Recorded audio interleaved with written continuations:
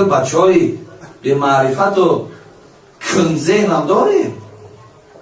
حتی به خاطر دختر تولد شدن زن طلاق کردگی های این خیلیش هم داریم. به خاطر دختر تولد شده است بار رادان خبرگیری نرفته ایزا کشیده که در خانه با دختر شده. ولی بینید این خیلی آدم های به معرفت هم داریم. حالا که از یک خیلی بچه همین ارکگالی که گرچی 10 میلیون بار دختری به ناموس خوبه. پر جوان ها داریم، بچه های داریم که یک عمر در عرق شدگن، در گیر شدگن، در کیمار شدگن. از همین خیلی بچه های به ناموسه که یک عمر دقت برای پدر و مادر است، از یک دختره که به ناموس خوب نیست میلیون بار خوبه. حالا که پیامبر گرامی محمد صلی الله علیه و سلم میگه من عال جاریتا حتی تبلغ جاء یوم القیامه انا و هو کهاتین و اشار بالسبابه والوسطى. اگر شما امتان من گفت دختری که در خانه تولد میشد نوازیشش کنید، بوسش بزنید، میده میده به خدا شناسش کنید، به حرفکای قرآن شناسش کنید، او را نگذاره که او دستی به دستی این گرگه های بیرونه شود. او را از همه چیز محافظت کنید، تربیتش کنید.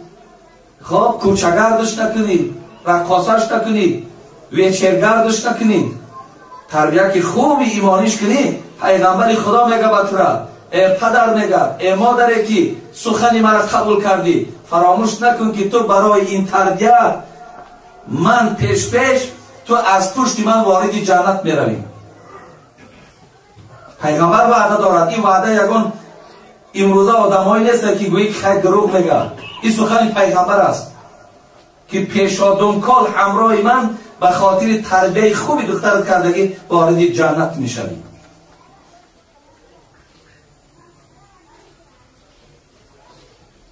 برای این برادر عزیز و گرامی، پس دادن فرزند نعمت بوده است. عبدالرحمن جامی میگفتند هیچ نعمت بهتر از فرزند نیست، جز بجان فرزند را پیوند نیست.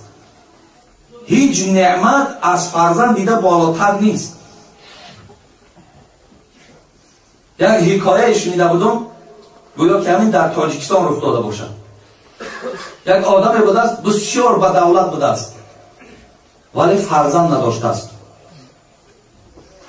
یک آدم دیگر میگه به دولت بوده است ولی فرزند داشته است.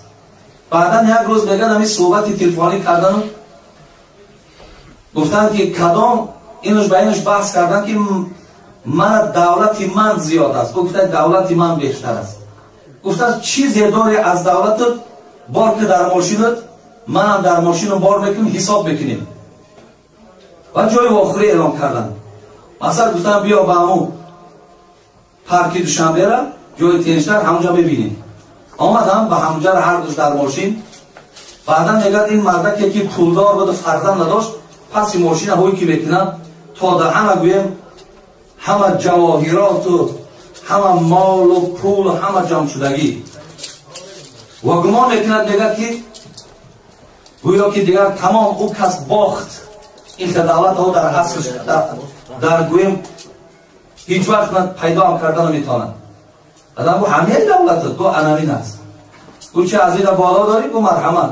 میگه وقتی پس ماشین کشاد 2 تا بچه شبار کرده است. وقتی این پولدار که دیده است میگه دیگر همین تا دستش پیشی بر تسلیم شده است. گفته است بله، گفته است از این فرزند گفته است نعمتی بلند نیست. گفته است من همین قدر مال و همین قدر ثروت دارم ولی وقتی خوش ندارم، دائم غمگینم که خداوند مرا از نعمت فرزند محروم کرده است. یک دختر از من مسجد آمد،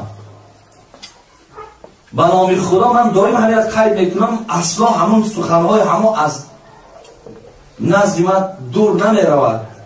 گریه میکند.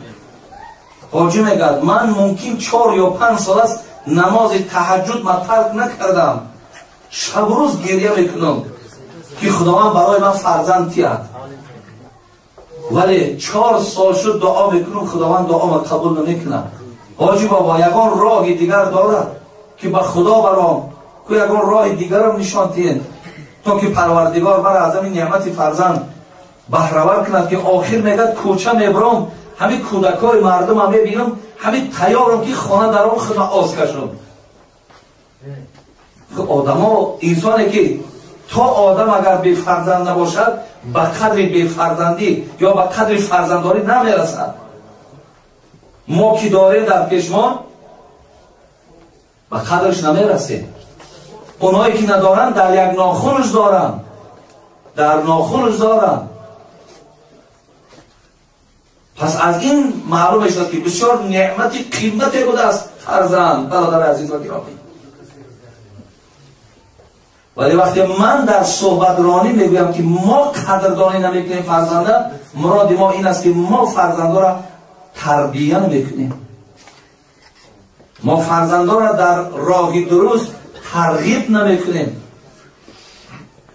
بعضی ها ما شاید که دیگر فرزنده ما در یک همین فراموشی قرار گرفته. اگر بعضی بی ناموس ها هم داریم، بی ننگ ها هم داریم که فرزنده و زنشان در شهر زادگاه خودش گاهی هم بیاد چون نمیزه این بی ناموس هم اینا دادر عزیز.